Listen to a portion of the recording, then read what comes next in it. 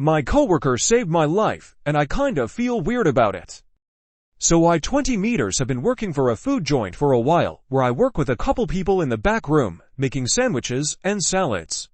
Well, about a week ago, I started feeling a bit weird, but just talked it up to a general stomach bug, because they're really prevalent right now in my area. Well, I get to work, and I'm feeling a bit rough, and I'm working there for about 2 hours before my coworker comes in.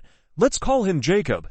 Jacob is a really weird guy, pretty antisocial, and doesn't really know how to talk to people, but if you can't pass his really dry humor, is a pretty good guy.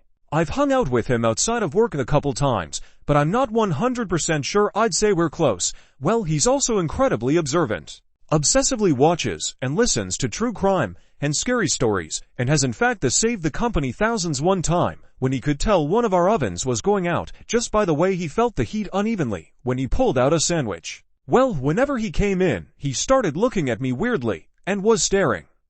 Again, he's weird, so I kind of ignore for a little while and keep up my work.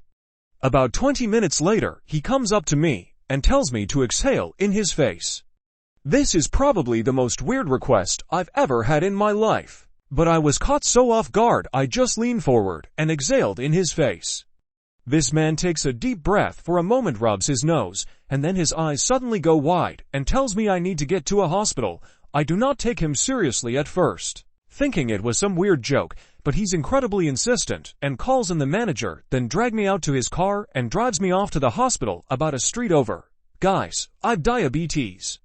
I had no idea, but apparently he just saved my life because I was on the verge of going catatonic. He says that apparently he could tell my skin was slightly off color, and apparently my breath was sweet smelling.